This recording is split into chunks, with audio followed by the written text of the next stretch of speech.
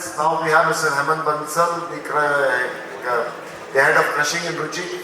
We like to know what is happening in India regarding the red crop and soya crop, and at the same time palm plantation business. We would like to know from him. Thank you, Sandeep bhai. Thank you, Tatlas, and good evening to all the esteemed guests. So, as I said, I'll restrict myself to the Indian oilseeds, which is soybean and rapeseed. Last 2 years has been very interesting years for the Indian crushing industry.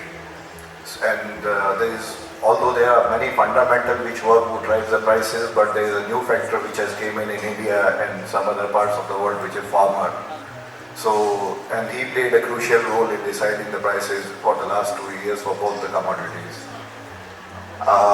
If we have to speak on the quick numbers, so this year we see soybean crop, although there are different numbers coming from soya crop, varying from 10 million to 12 million ton, but we take it close to 10 million tons. That's the number we take for the soybean for this season. And if we talk about crushing this year, there have been very less exports of meat from India, and the crushing margin on replacement basis were most of the days negative. So the crushing in India has happened till April close to 50 lakh tons, which is close to 5 million tons. And with this same period last year, it was close to 6.4 million tons. And this year there is a bigger crop of almost 15% when compared to last year. So if we go by all these numbers and put together, so Indian out of 10 million ton, if we still go by 12 million ton number, then those numbers would go further higher. So I put my maths on 10 million ton, 5 million ton crushed. We are assuming that 1.2 to 1.3 million or maybe 5.2 million ton crushed, and 1.2 to 1.3 will go as a carry forward sowing and all that stuff. So which leaves the balance seed for Indian soya seed close to 3.5 million tons. And we have 5 months remaining before the new soybean crop comes in October. And this 3.5 million ton soya seed gives us meal close to 2.8 million tons. And Indian demand of soya meal and for edible purpose is close to 500,000 tons. So that all put together 5 months, the total requirement for India for meal and domestic food would be close to 2.5 million ton of meal.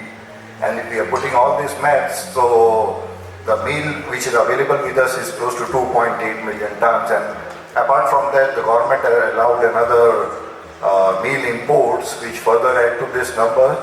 So going by all this, we don't see any upward movement in the prices of soya seed from here. But as I said, apart from fundamental, there is another technical thing coming, which is farmer. We have seen the entire season the prices of soya seed fluctuated from 70,000 to 80,000.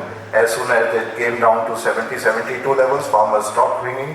When it came to 78, 80,000, farmers started bringing. But now with this scenario, it's changing. We don't see farmer will have much other option rather to bring the seed irrespective of the price level. So that is what on the soybean seed. If we talk about mustard seed, and just to add on the soya seed, last year, why the prices in the last 3 months, the prices of soybean went to 1 lakh rupees a ton. The reason for that was because in the initial O&D, the crushing was very high because there were a lot of export which happened of meal which happened from India, and during the crop was smaller when compared to this year.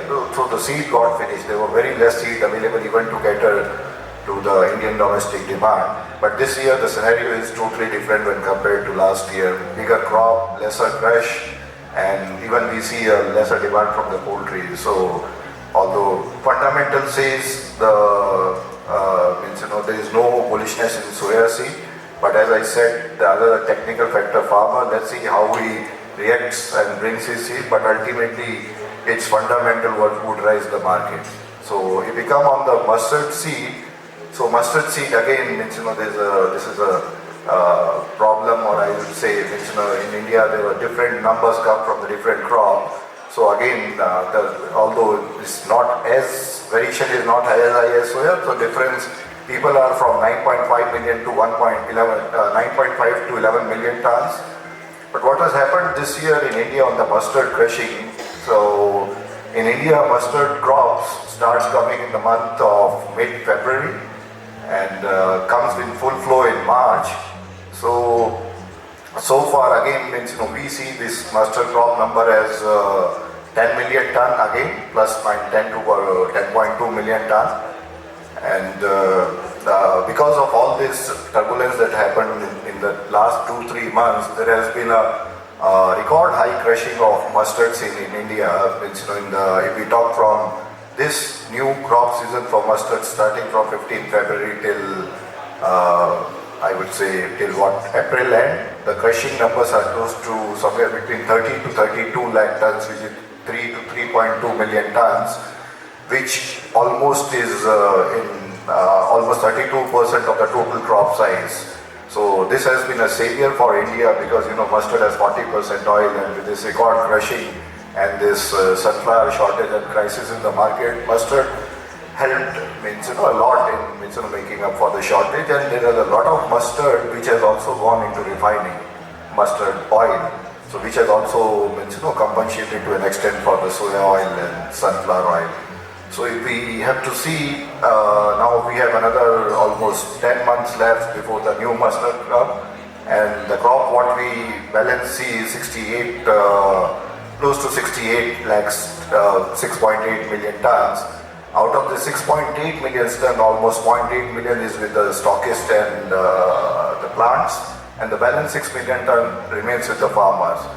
And exactly this month, if we see this season, what we see, everybody was fearing like, will the mustard farmer will also hold the crop like the soya farmer did, and this is what exactly happened.